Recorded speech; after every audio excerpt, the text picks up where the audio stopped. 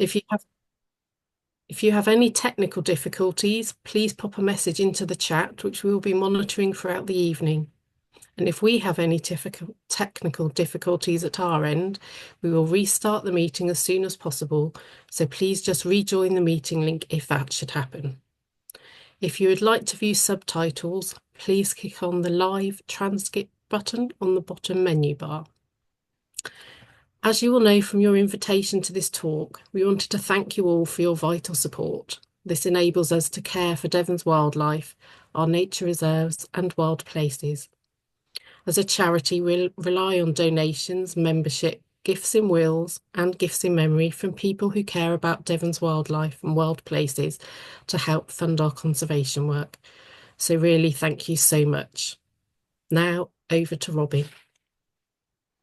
Well, good evening, everybody, and thank you to Hannah and the rest of the team at Devon Wildlife Trust for inviting me to speak to you all this evening.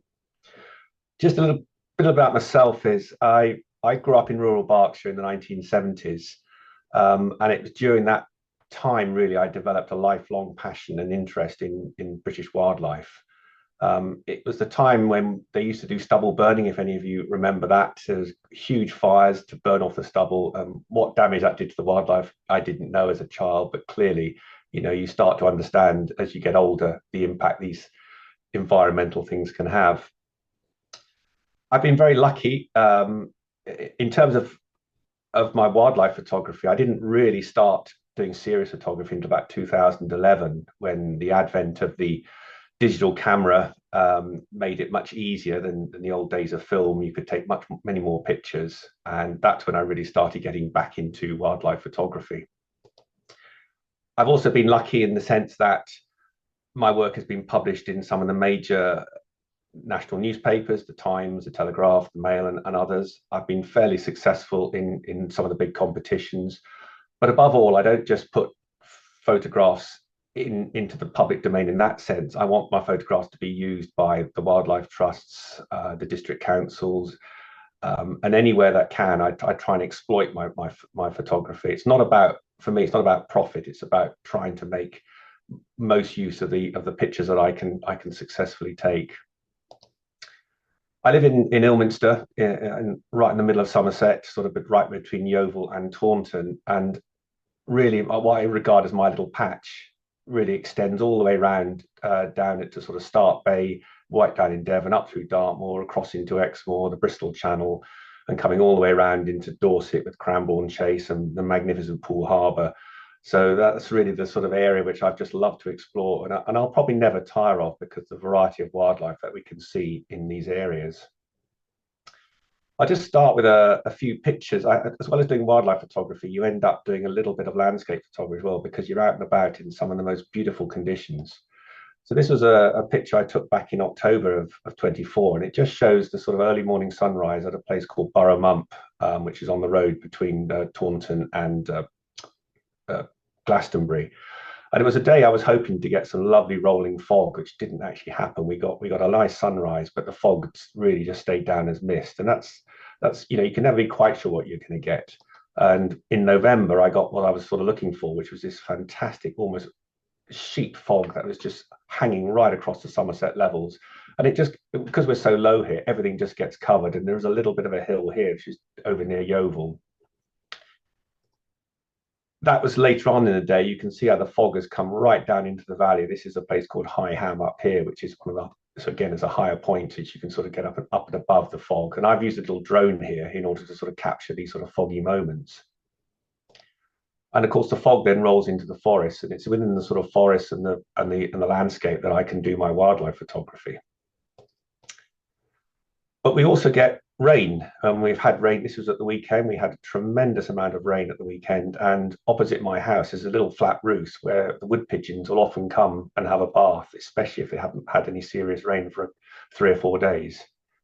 So the wood pigeons will sit up there, and they just enjoy getting absolutely soaked. They'll lift each wing up, get all of the rain right in underneath them, and sometimes they do look a little bit sort of bedraggled as they're sort of just standing there with the rain hammering down on them. Again, with there's so many different types of weather that we get. It's lovely, better sort of, and we've had it all really in the last couple of months. So once the rain has eased, we get the flooding. This is controlled flooding in Somerset. Um, they deliberately flood these floodplains. This is the River Tone coming down through from the river from Taunton, which is up here, and is heading towards the Parrett and eventually Bridgewater Bay. So all these fields are deliberately flooded to try and protect the towns of Langport, Bridgewater further downstream. And again, it gives the wildlife a harsh time trying to sort of live in this sort of environment that can be flooded so quickly and for quite a long time. This is a run into Langport. Here's the River Parrett coming down through here. And the floodplain is going up behind us. And if you look the other way from this drone view here, you can see the volume of water that's held back deliberately by the Environment Agency. So I went to Langport really to try and photograph certain birds. I was lucky. I came across this lovely flock of redwing. We hadn't seen that many redwing or fieldfares in this sort of area all winter. I don't know where they've been this year, but it was just nice to see a flock of at least 30. And they're just hunting for snails, worms, anything they can find on the only bit of grass that hasn't been flooded on the side of the River Parrett. And along with them was a few song thrush as well, which is nice to see. A bird that was in serious decline that does seem to be coming back slowly but surely. As a child, I can remember watching them, breaking snails on stones. But again, I've not seen that for a good number of years. As they just seem to be happy mooching around in the sodden grass. In amongst some of the flooded fields, we get these large flocks of golden plover. They're very transient. They move around. You can never be sure where they're going to be. And I caught up with them in a field near Langport earlier on in the year. And they're just beautiful birds at this time of year. And they're just sitting here roosting and will probably go off feeding later on in the day. And here's a slightly more close-up picture showing the golden plover on what I believe is a dunlin just parked up with them. But I really went to Langport to see kingfishers. And unfortunately, the conditions weren't good enough to see them on that day. So I've just put in a picture from Chard Reservoir in the perfect conditions, but you're sitting in a hide. Hides are not normally places I tend to operate from. They can be very busy, they can be very noisy, but it does give the opportunity to really see these birds, something like kingfishers in all their glory. So this was one kingfisher from Hyde earlier on in the year, and the green background is just all natural. I don't really over process my pictures, and I certainly don't put any AI into them. They're what you see is what I see is what anybody can see, and I just encourage people to go out really and just spend a bit of time and just watch nature at its very, very best. So as well as this, this was, I think, was a juvenile female kingfisher. And this was the male kingfisher also on the reservoir. And you can see the fish scales on the beak here. So it's obviously managed to find some food in this Chard Reservoir, which is an old reservoir. It's disused now, and it's used by what was South Somerset District Council as a wildlife and fishing reserve. But I tend to try and move away from the hides and look for kingfishers in more of their natural settings. And what could be better than somewhere like the Bishop's Palace Moat at Wells? There's always a pair dotted around there. And if you pick a nice time like autumn, you can catch the lovely the trees in their autumn glory, and the kingfishers will be sitting up in the trees looking for fish. And the background to this is the walls of the Bishop's Palace. Again, another one looking into the more natural area. This is on a riverbank. The camera, I've worked hard with the camera here to make sure that the focus has stayed on the kingfisher slightly off center, and I've thrown all the other sort of distracting vegetation out of focus. And it often, you can find kingfishers. I find kingfishers along riverbanks, and they'll often follow the otters. If you've got otters in the area, then you can often find them just following the otters downstream or upstream and picking off little fish that the otters disturb. Another example of again natural environment of kingfisher. This is down in the dogwood on the River Stour near Blandford. This one kingfisher was actually just following an otter, because otters were fairly prevalent down on the River Stour at Blandford a few years ago. And again, I've been lucky. I've managed to get a perfect isolate the bird in the photograph. It's perfectly sharp. A couple of twigs are sharp, and I've managed to throw all the other distracting elements out of focus. this was a big surprise the other day. This is a very recent picture, only a couple of weeks ago. It was a kingfisher fishing in a flooded area, one of the Environment Agency flooded area, and it pulled out this newt, which I thought they were not quite so prevalent at this time of year, but he actually managed to find two. And the first one took quite a long time to swallow, and he went off with the second one. She went off with the second one, so I don't know quite what they were going to do with that. But I also often say in my talks that, and I'm sure lots of you probably know this, that kingfishers can't produce a blue pigment. So what the trick of the trick of light that we see them so blue, and they're more of a much dull and brown color. And it's hard to believe that these bright blue birds that we all associate with being blue are not really blue, but it's just a trick of the light called iridescence. And thank you to the Evans Rivers Trust for the explanation as to why kingfishers are not blue. Again, I say I'm always looking for kingfishers in areas that are not just the normal place sitting on a perch. So this is a bit of a building site for the Environment Agency down near a place called Muchelney, and it just popped up on one of their safety barriers with a fish, and you can see there's a local house in the background. And that's also on the building site, perhaps not such a glamorous picture as I presented, say, at the Bishop's Palace Moat, but it's all part of what I believe captures kingfishers in their natural environment.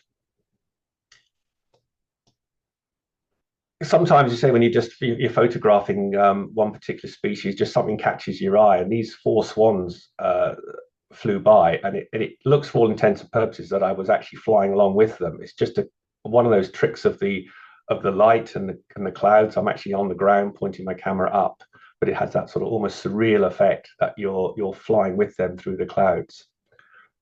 And those are just pure chance and an opportunity like that. But the lovely thing about swans is you can hear them coming from a long way off. So it's just a question of getting yourself ready and in position and seeing what happens. At the end of the day, I'll often look up and look at the stars. If you know the planets are all aligned at the moment. You can see, I think, every planet in the so if you've got a good scope.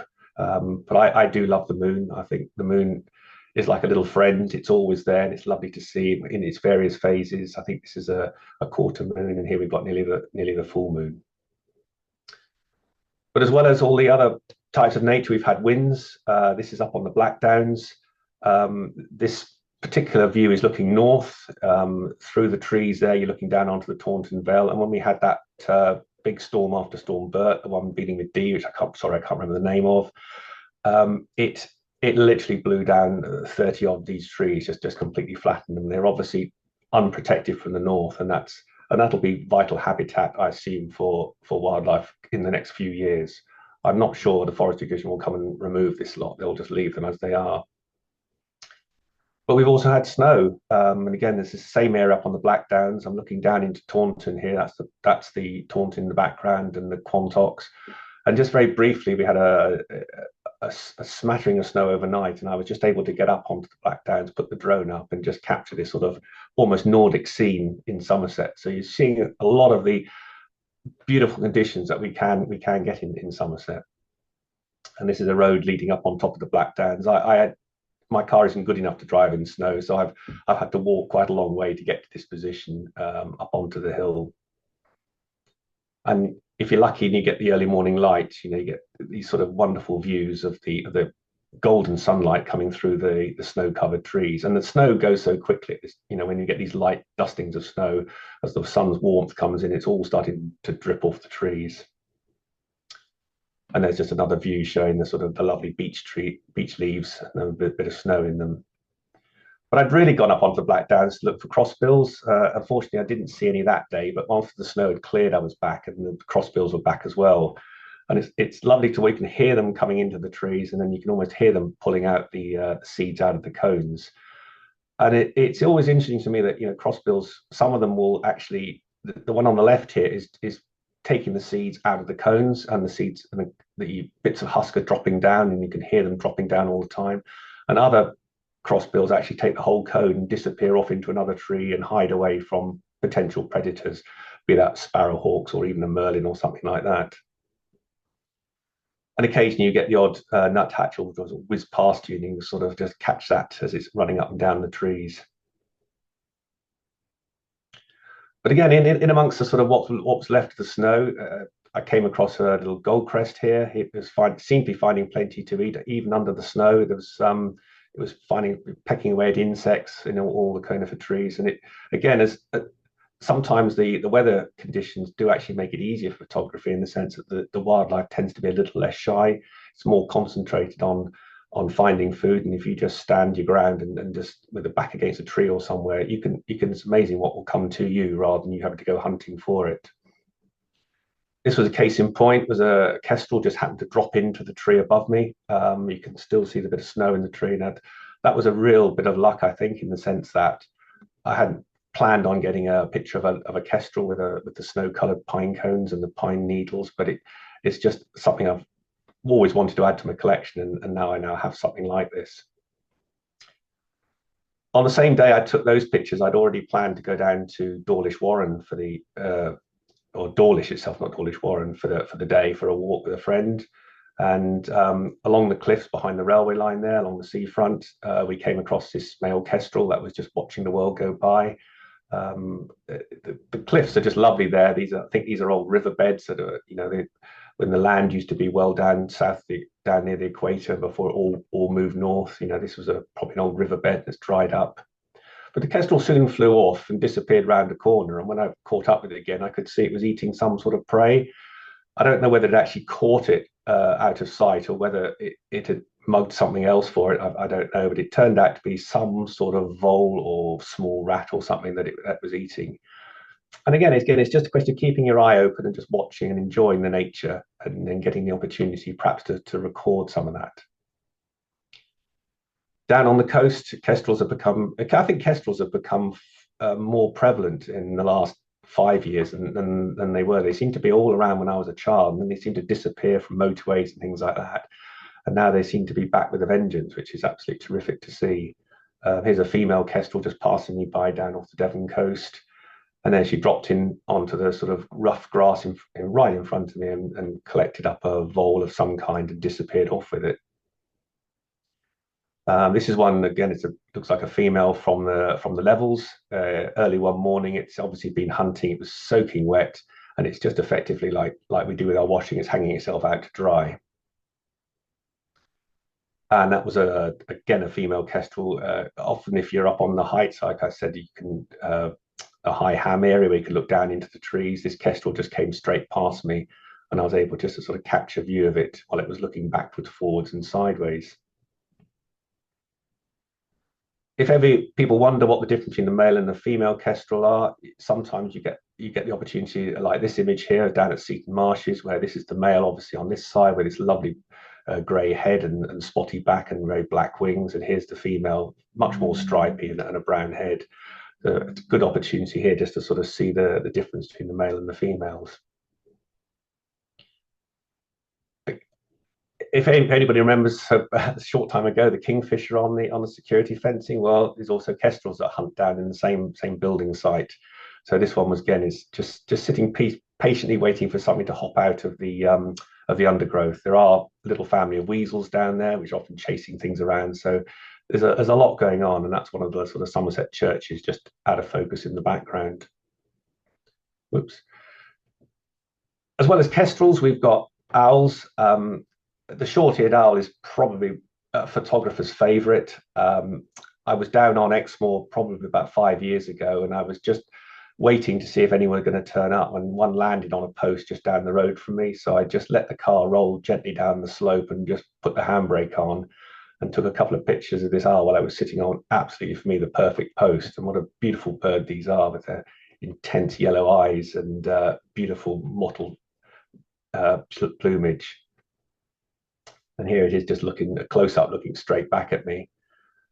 And I actually drove past it and then looked back the other way, and it's moved to a different post, and that's the sun had now set, and you're getting the sort of the late evening colors in the background.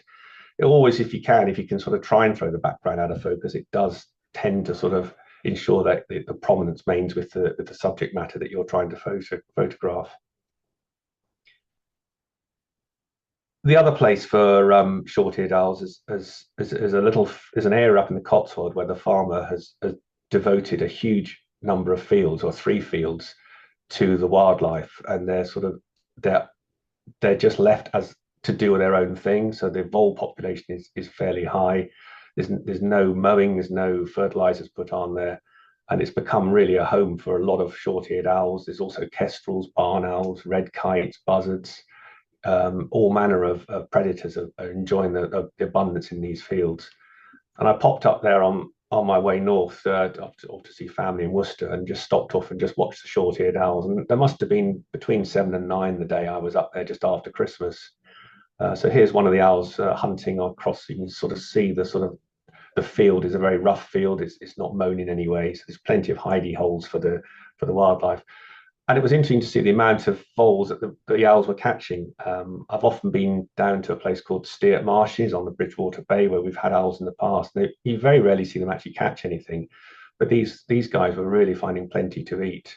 So a superb location, and a farmer really helping the wildlife. Up in the Cotswolds, because you've got the lovely stone wall, so you got the opportunity to photograph them flying along the walls. And it's just a couple of pictures here. Here's the owl on the wall with the sheep in the field behind, and here's the owl actually just resting in the field with the sheep. And they all seem to get on quite happily. There are cattle in some of the fields as well. So again, it's all just making a perfect balance for nature. The short-tailed owls are quite territorial and argumentative. They'll often not attack each other, but they'll defend their own little patch. Sometimes they'll squabble over food. So this was just an example of a couple of short-eared owls doing just that. And probably the best picture I took of that whole day was this example of a kestrel trying it on with a short-eared owl, and the short-eared owl having absolutely nothing to do with the kestrel and really defending his own little patch. So the intense stare of the owl is just, I think, remarkable in this picture. There was no food here. I mean, sometimes the kestrels are very good at mugging the short-eared owls for the voles, but the owl had absolutely nothing. It saw the kestrel coming and was going to defend its little part of the field to the best of its ability. Barn owls are also, this isn't taken up in the Cotswolds. This is back on the Somerset levels in springtime with the forgotten the name of the yellow plant that's growing there. And this is Langport in the background with the houses, just to give a bit of context. Always lovely to see barn owls. And again, we seem to have got a good number of barn owls now back on the sort of in the meadows around the levels. So they've obviously done well over the last few years. So just another example of a barn owl taken with a again typical Somerset pollard willow tree. It hasn't been pollarded for a few years, but you can see all the willow spikes coming up there. And this one actually, the same owl, but it just came too close to where I was standing. It just literally flew right past me and then just hovered and dropped down. It didn't catch anything, but then disappeared off. Silent hunters, absolutely, these birds. My final barn owl picture is just it looks as if it was taken on a lovely misty day or evening or something like that, but it's very different. The reality, I'm standing on the edge of a road, and the barn owl has just flown over me. I'm standing basically in a hedge on the edge of the road. It's flown over me and landed on a gatepost on the other side. So I sort of watched it for a bit, thinking, well, what's it going to do? And it was quite happy just looking at me, and I was looking at it. And the camera was up on a monopod, so I didn't have to do a lot of moving. And all of a sudden, this white van came between the two of us. So this blur is no more than a white van that's just passed between the two of us. So it's amazing how you can create something that has the illusion of mist, but isn't, just by the luck of a car coming past.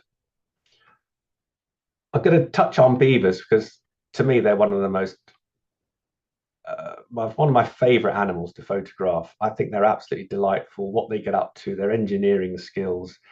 And I was so lucky we're so lucky in the Southwest that they've made the River Otter their home, and it gives everybody an opportunity really to see beavers at their best. This was a graphics that was publicly made available following a beaver conference in 23. A lady from Natural England speaking, and it's just incredible if you look on the right hand side, the beaver populations were almost non-existent up to 2014, but by 2023 they've absolutely exploded, and they're living wild in great parts of the West Country, and it's great to see. I'm not such a fan of the enclosured beavers, because I think they're quite capable of being allowed to just do their own thing now. easy to find evidence, especially at this time of year. I always go out sort of December, January, because this seems to, for me, the time when the beavers are doing most of their heavy engineering. There's a lot of timber coming down. There's a lot of evidence, and you can really see where they're working. I work with landowners, and often I get and I'll ask when I get permission to use trail cameras. So this was a picture taken obviously from the trail camera one evening when two beavers are just having a bit of a greeting. And here's one having a really good chew at a fairly substantial tree. It's taken back in 2023. They didn't actually chop the whole tree down. They went to about halfway through, and then the wind eventually blew it down. And it's still just resting where it is. I think it's too big for them to move anywhere, but they've taken all the smaller branches off it at a higher level. But I love it again when you get into the summer months and the green vegetation comes up. The beaver just suddenly becomes so keen on eating green stuff, and you can often just spot them coming out of the water and just nibbling on their favorite bit of greenery. I often hear them, but if you can find a quiet spot somewhere, you can often hear them nibbling before you actually see them. And they just get on with life without really being too bothered about people. I've noticed they're not too keen on dogs, but if you sit quietly on a riverbank and you know there's beavers in the area, you do stand a good chance of seeing them. This was down at Otterton, which has been famous for watching beavers. You get the lovely sun behind you, and it just lights up the river. And this was one of the younger beavers going past.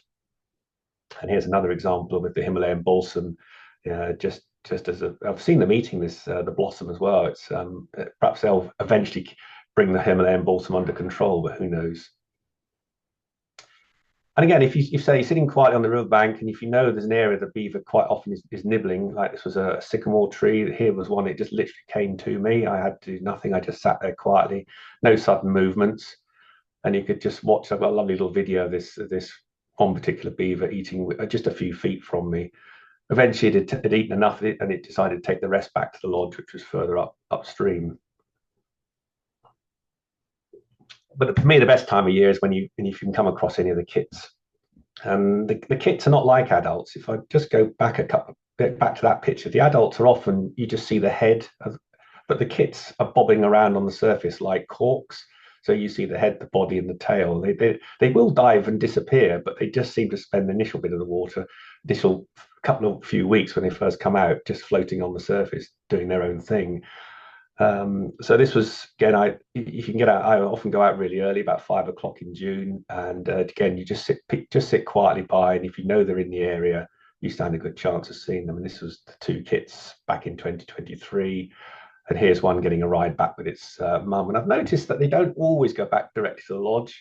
She seems to have little areas where she'll tuck them away in the riverbank, whether she's dug out a hole or something. I don't know enough about sort of beavers to know exactly what's going on, but it's always great to see when they'll disappear under the water and that's it. They've gone, and then the next day they might be in a slightly different bit of the river. And this was my only joy last year in July.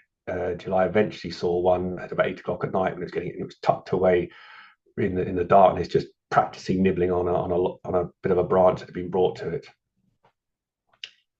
And again, you get a bit of an evening shot here, a setting sun, and a beaver just crossing the river. The good news is that we've now been notified that beavers have been detected on the Avalon marshes, so that's going to make a huge difference to what goes on down there. So this was a press release from Natural England, and they're asking people to stay away, which is exactly the right approach. But it's not just beavers in the watercourse. We've got these Iberian water frogs, which we all over the levels, and they're so distinctive with their croaking noises in late June, early July. They're not a native species. They've been introduced and they've done really, really well. There's another example of one croaking away. Not easy to spot when they're in the vegetation, but always good if you can catch them. And they've become a major food source for all manner of egrets, herons, and ibis and things like that. So in some way, however they got released into levels, they've been a huge benefit. Somerset Levels is also well known for its dawn roost of four-spotted chaser dragonflies. It's an incredible sight to see. Mid-May to late May, the full spotted status start to emerge. They'll crawl out of the water and up onto the reeds, and then this transformation from a waterborne to a flying insect. And this is just an example of one that's just popped out of its casing, and here it is, a different one here. The wings have now unfolded, and it's a remarkable sight to sit and watch something like this over a couple of hours. But ultimately, they'll once they've all hatched, they congregate every night in these roosts, and then in the mornings they'll start climbing back up the reeds to warm up before going off hunting again. So you get the opportunity, if you can get down onto the levels in dawn, there's a couple of spots where they do tend to roost in these vast numbers. And if everything's working in your favor, so it's not misty, it's not raining, it's not windy, it's not this, it's not that. If you've got a lovely, sunny, clear morning, you can see these dragonflies just walking up the reeds high as they can, normally glistening with water, and the water will then just evaporate off, or they'll shake it off, and then they'll go off. So this is just an example of one dragonfly. Here's an example of masses of them starting to climb up, and that is sunrise in behind that as they come up. And for a photographer, it's a real challenge because you've got such little time to work in here, because it looks a static scene, but I tell you it isn't. This sun is moving from left to right across the screen. The dragonflies are moving up and away, so everything's moving, and you just got to choose that moment and go for it, and pick your spot, stick with it, and see what you can do. And that's, again, after the sun has come up, you'll find this sort of number all just sitting in the reeds, again waiting to sort of warm up before they all fly off. I'm going to have to speed up a bit because I'm just conscious of time here, so I do apologize if I go through some of my pictures a bit quickly. Exmoor is one of my, again, a favourite place for me to go. It's such a variety of habitats. This is near Simmons Bath, a place called Corn and Brake. The colours that in the autumn can be absolutely amazing. But what takes me to the Exmoor in the autumn is really the sort of beasts, and it's not just the cattle, these Highland cattle. They're wonderful to see. They make perfect photographic opportunities. Of course, I'm really going there to see the magnificent red deer. This was a particularly good stag with a good hind, a good bunch of hinds in his harems. But it is getting harder and harder to find these really good quality stags.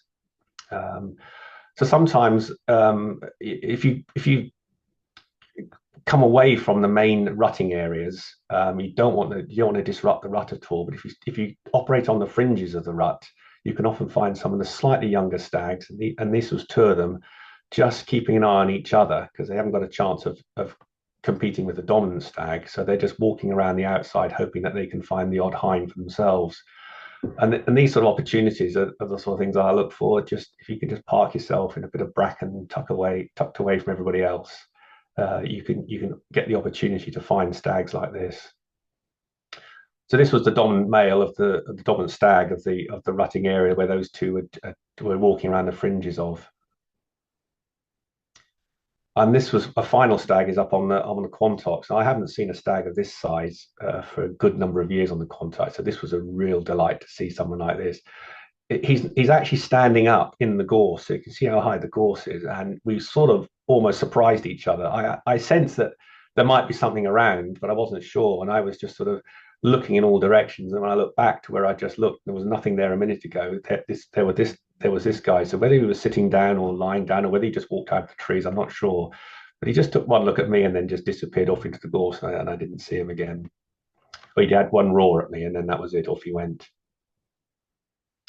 But just nipping back to Exmoor, I came across these corvids carrying what looked like corks.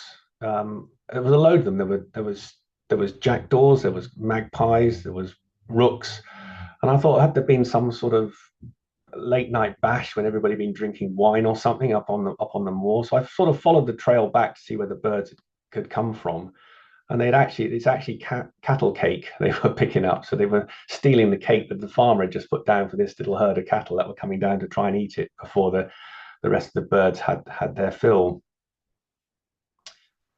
Again, we were looking again at autumn. The rutting time is autumn, as you've got the lovely colours up on the Blackdown Hills. but it's also a time for fungi, and you can just see in this lovely old gatepost there's a bit of fungi growing there. And if you just again, I tend to sort of keep my eyes and ears open for everything, and a bit of a dark corner on the edge of a path. There's a little mushroom fungi growing in there, and that was a slate bottle. But they look like little tiny pin cushions, incredibly exquisite things. The detail in there is amazing. So you get right down your hands and knees and in close and have a look. There's all manner of fungi. This one is witch's butter, or I clearly wouldn't want to put that on my toast in the morning. And then you come across the classic fly agaric. Although these were heavily eaten by slugs and snails, you can see the trails down here, and they're eating what's he been eating over there. So they're not obviously suffering. They don't suffer from the poison that obviously humans would if they ate these. And you get the lovely sort of bonnets down in the leaf litter. And finally, I think this is the last one, is lion's mane, which is now becoming well known for its effects on helping cognitive ability, reducing stress. It's well sought after, although they are now growing it in commercial operations rather than relying on people harvesting it from the wild, which they shouldn't do. The final one was a little coral fungus down at the bottom of a beech tree.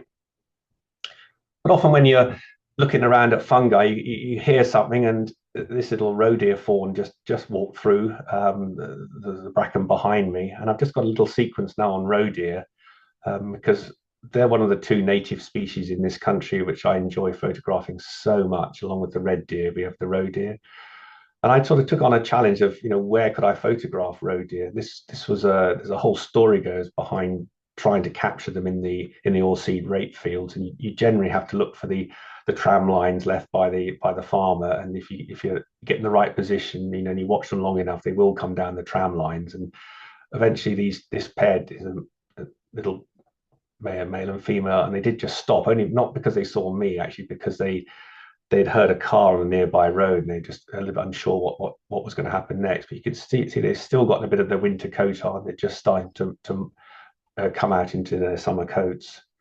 But close to this field of oilseed rape, there's also a bluebell wood, and I'd managed to photograph this female roe deer in the bluebells. When I realised that she had a fawn quite close by, I had to quickly pack up and head out there because I didn't want her to in any way feel threatened. But it was lovely to see her in the bluebell wood. And then not far from both of these fields is also an orchard. And here's an opportunity to photograph a roe deer with the springtime blossom. And you'd think it would be easy to photograph in an orchard, but I guarantee it isn't. The lines of trees make it incredibly difficult to see through. If you look to the left of this picture, trying to see a deer in there is almost impossible. So you've only really got one line of sight, and you just have to sort of just sit there and just think, is a deer going to come my way? And this little roe deer buck did just that. We've also got lots of farmers around here who are very environmentally and wildlife friendly, and they have huge headlands, and it's great. You can catch the roe deer in the headlands before they get into the crops. And here's one. The wind was all against me on this picture, so he can smell me. He can see him licking the air, so he knows I'm there. There's not much I can do apart from just stay put. When he's had enough, he just turned around and went the other way. This is again for quite a few years ago. This was I don't know whether they still do this. This is in Dorset, they used to grow opium poppies under license for the drugs industry, and I just managed to catch this roe deer coming out of the opium poppy. And it disappeared. It turned away and went down the slope. So it wasn't. I was hoping it would have started coming towards me, but it just shows it doesn't always work out as you hope. And this was a local one just up near to where I live. There was a field of very long grass, sort of ryegrass that the farmer was growing for some form of silage, I suppose, and just came across a roe deer looking out as I was walking past. And if you're occasionally lucky, you can come across a roe deer fawn. Budley Salterton has had a really couple of nice visitors recently along this shingle beach.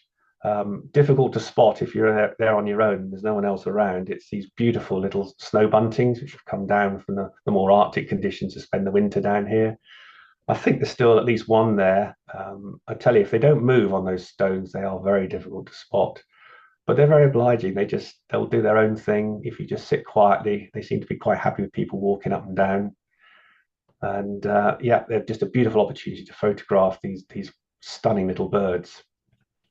And here they are enjoying and eating the seeds off a bit of vegetation. I've been quite lucky in some of my work has been awarded at the British Wildlife Photography Awards. Last year, I got a highly commended for this picture of a shag on a buoy.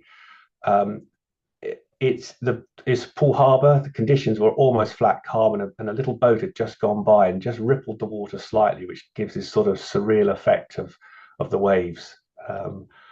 But the other picture that didn't get commended, but was actually put into the best 250th book, was this picture of a hare on a very frosty morning. Um, uh, I'm having to bear the coldness as well. I've been lying on the ground. It's a frosty, cold, foggy morning, and this hare. I knew there were hares about, and I just was able to see this hare coming out of the fog. And just as I picked up my camera and moved it slightly, it just paused, and you can see the ice that's formed on its whiskers and on its coat and everything. So it must have had a really tough night. But these hares are just amazing because they'll stay out in all weathers, rain, shine, ice, and everything. And here's one that's absolutely bedraggled, caught in obviously been out in the rain all night, all day. And as I have as well, I'm having to lie down in this wet grass to sort of avoid disturbing it and trying to capture the the essence of the hare in its natural habitat. I do enjoy photographing hares, but for me, they have two key senses. They've got big eyes and big ears. They can see both forward, sideways, and backwards, and I think they can listen forward, sideways, and backwards. So whatever you do, they're going to see you if you don't stay put. The best time is sort of mad March time when the males are chasing the females. It seems to be that's the one time they don't tend to notice who's around in the fields. Um, so this is obviously taken after the harvest. I wasn't looking in the right direction. This hare had obviously seen me, popped up, had a look around, and then scarpered off. This is again on a wet day, but this is part of Mad March hares. They're the male and the back is trying to hang on desperately to the female, so he gets an opportunity to mate with her if he can. These two just ran straight past me. I didn't have to do anything. They're so tied up in what they're doing, they just don't notice you. But sometimes, he's going to get told, nope, I'm not ready to mate, and gets a right kick and gets pushed off in all directions. And that's an opportunity that I'd caught here after it's sort of this not the Mad March time, because they'll often mate back in May as well. So this is after the first cut of hay as well. And the result of all that can be the young leverets. I've never come across really small leverets, but this is a fairly young one. It's slightly brown, softer fur, shorter ears, and a sort of more, it's not quite so hard, chiseled face. And he just, again, this one just bounded along, stopped, had a look back to see where everybody was. I should tell you that most of the time I'm lying down in the corner of a field behind a hedge. I'm blending into the countryside. I'm not sort of whizzing around all over the place. I sort of know roughly where animals are likely to be, and I have to position myself and then just see what happens. And this is a slightly older hare, not an adult hare that was just coming towards me. I'm lying on the edge of a ditch. Actually, saw it coming towards me and just waited. I often have the camera on a little monopod, so I don't have to move it. I'm already looking down the lens, and I've learned over the years that it's not the picture that's important, it's the wildlife. And if you just enjoy watching the wildlife, the pictures will come. Don't take pictures of the animals miles away, because often you could move and that you could disturb them. So you just let them come as close as you possibly can, and then if they're settled and relaxed, you can start taking a few pictures. And this is a classic from this hare here. It stopped, had a look around, sort of sensed I might be there, and then it just sort of relaxed totally, and then looked the other way. And I think that's a very lovely composition of a hare that's just totally relaxed in a field near me. come the autumn after the harvest, you get a hares are often hidden in the grass and difficult to see, but once the harvest has been taken, you can generally get more opportunity to see them, and that's again, as a photographer, you can start using that to your advantage. And people often talk about luck, but as the Roman philosopher Seneca said, luck is what happens when preparation meets opportunity. And if anybody follows Formula One, Ross Brawn said something similar, where luck is preparation waiting for an opportunity. So I genuinely believe that if you do a lot of preparation and you think about what you're trying to do and why you're trying to do it, the opportunities do present themselves. I also say you've got to give it at least 20 minutes. Whatever you're trying to do, just wait that 20 minutes. So I was sitting in this field and I'd chosen a particular spot to sit and wait in the hopes that something would happen. And I chose the one ear of wheat that hadn't been harvested. So I'm sitting opposite that in the hedge, thinking, is a hare going to come down the edge of this field and have a look at that? And sure enough, a hare did just that. Here it is. And it nibbled it off, and then it disappeared off.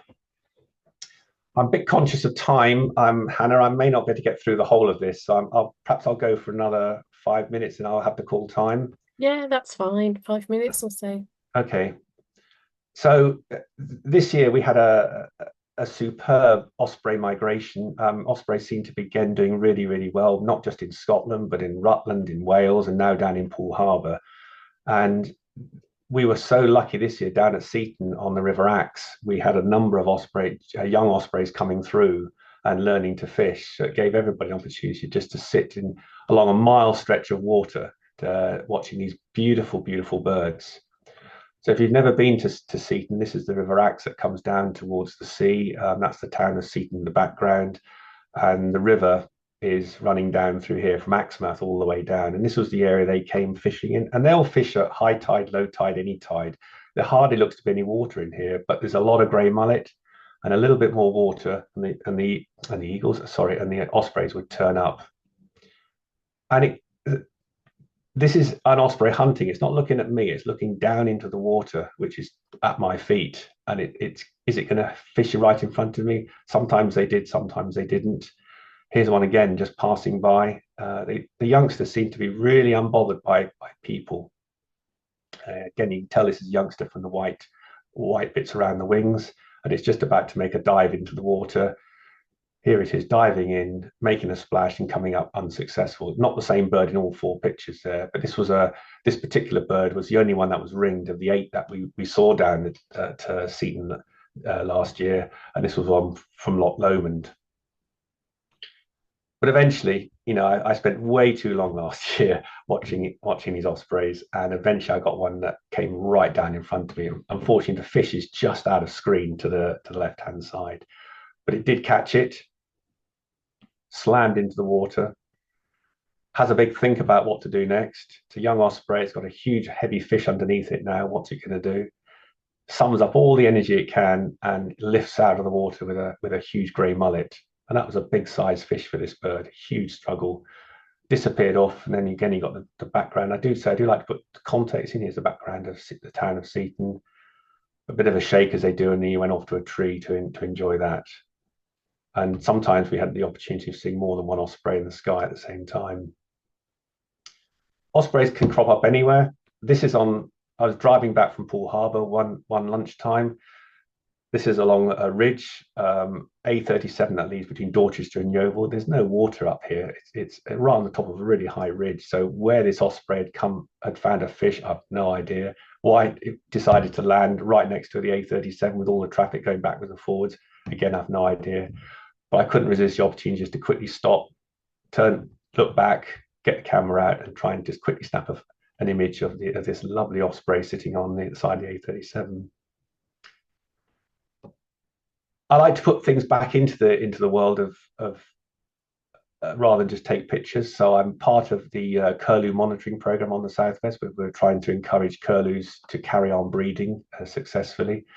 Have been part of the crane project where we've been ringing the young cranes, and I'm still a volunteer for the Taunton Peregrine project. So all these things are putting things back in, and I think that's important in terms of not just taking things out of the environment. I'm going to end then on just a sequence to do with the sea. I was very lucky to have a particular sequence of a gannet fishing for garfish. It was shown on Spring Watch in 2023. This was a particular gannet that decided it wanted this particular garfish. So it came in at about, normally gannets dive in vertically. This one came in about 45 degrees. It could obviously see the garfish under the water. It reappears a little bit further down. It's obviously gone under the water and reappeared here with the garfish. Up it comes. The garfish tries to escape. It's got really no chance against the ferocious gannet. The gannet goes back after it again. It has actually mortally wounded it just there. It's got no hope for the garfish, and therefore it's caught again and swallowed down. But what else do you get in a splash? It's not just garfish and gannets. Well, here's garfish, but obviously off the east, off the South Devon coast, it's the predators that take the garfish that have been drawing a lot of people, not just to photograph, but to see this spectacular sight of bluefin tuna hunting off the Devon coast. And boy, when they do hunt, it's a tremendous sight and sound. The noise they make is incredible, and they're incredibly close in.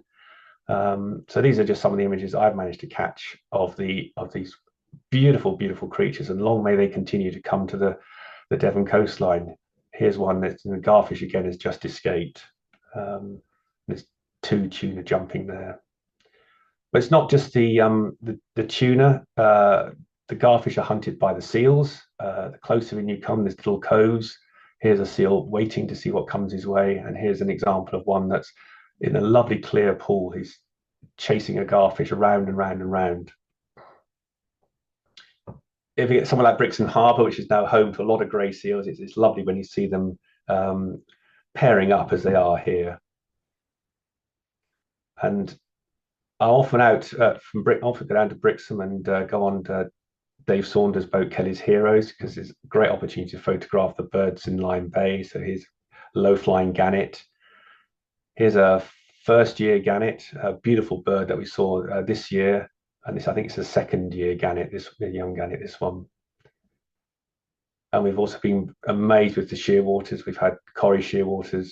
The other name's got the giant shearwaters and others. And of course, the lovely little storm petrels and dolphins. It's always a great going out on these boats, and you just never know what's going to turn up, and always something does turn up. I'm going to have to stop there, Hannah, because it's 5 to 7, isn't it? And I could go on a little bit longer, but I'm not quite going to reach the end of the sequence I had planned. Oh, that's fine. Well, we'll have to have you back again another time because that was amazing. I think everyone's loving it. So thank you so much. Oh, thank you. So we've got a few questions. Um, so do you have any specific advice for taking photographs at a macro level? You know, like lichens or flowers, or like you had the fungi? Um, I would definitely. I still think it's best having some sort of stabilizer. Although the modern cameras do have some form of inbuilt stabilization, I still think putting it on a tripod works. And try not to get too close. Quite a lot of although you can buy macro lenses, sometimes I've got a 100 to 500 zoom lens, and I quite often use that because it means you can stay back and then zoom in without getting too close to the individual item that you're trying to photograph. That's some great advice, thank you. And if you're a beginner, what sort of species do you think would be good to start practicing on? If you're a beginner, then what's in your garden? That's where I would suggest you start, because that's where I started. Things in the garden, because you can sit there, you can, even if it may be no more than a robin, a wren, or it may just be a bee. Um, I saw bees, little masonry bees disappearing into the walls of my house this summer, which I've never seen before. So that's where I would start. And I wouldn't. Sorry, what's the question about how do you start photography, or is that? Yeah, if you're a beginner, what? Yeah, so Yeah. that's where I would start, but I would take a lot of interest in the wildlife to start with. Make sure that you understand the wildlife and what it's doing, and then build the photography on that. I think if you try and do it the other way around, if you try and rush out with a camera, thinking, "Oh, I want to photograph everything," it's not so easy, because you do need to sometimes understand how the behavior and anticipate and things like that. Yeah, But that's also really ask, nice. go to hides sometimes and ask people because a lot of people will help. We're actually quite a sociable bunch of people, really. That's great. So what camera gear do you use, and do you wear camouflage gear when you're out and about? In terms, the second question is easiest. No, I just wear neutral colors. So I wear greens and browns. I don't think you need, as long as you're not rushing around, it's generally staying more or less still and trying to blend in. So um, that's that's probably what I'd recommend. In terms of camera, I'm now using what is known as the mirrorless Canon R7 with this 100 to 500 lens, which I find is a lovely combination because it's fairly lightweight and it allows me to get some fairly good pictures in good light. It's not so good in bad light, but it's pretty good. Right, thank you. I'll just do a couple more questions, then I think that will be it. Do you get commissioned to take photographs of certain birds or animals, or do you just take as many photographs as possible and then market what you've taken? I do sell some of my pictures. I have a small outlet in Ilminster itself, and I have had commissions where somebody's asked me to do something particular. They want a particular bird or animal photographed on their land, and I've done that. But I don't. Again, I'm not somebody who's trying to make lots of money out of this. I'm if somebody wants me to do something, I'll often do it for free, or we'll trade something else. I might get a few cans of beer or something. Then that's what I'm after. Yeah. Brilliant. And I think you may have mentioned kind of how long you sit around for. So I think you said something like 20 minutes minimum. Yeah. But we did have a question of how long, do some of these amazing photographs, how long are you hanging around waiting for that brilliant photograph? That's a really hard question, that, because I often feel I'm not waiting around as long as people think you are, because I understand.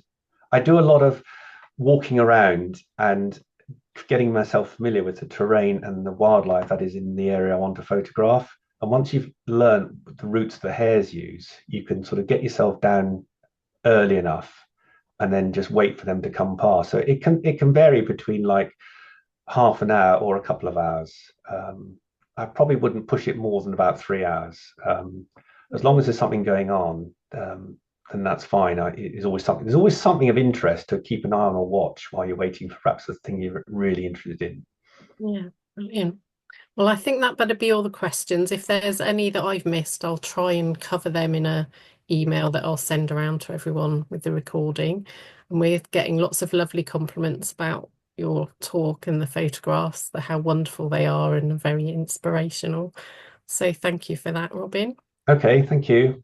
I'm sure we can now all think of areas in Devon and beyond where we could try and take some wildlife photographs. And as Robin said, the garden or a park is maybe a good place to start. But I'd just like to thank everyone for attending. And if you've enjoyed this talk and would like to make a donation towards our work, then please do visit our website under the donation section. And thank you to anyone that has already donated. Once again, thank you all so much for your continued support. It enables us to carry out vital conservation work. Enjoy the rest of your evening. Goodbye.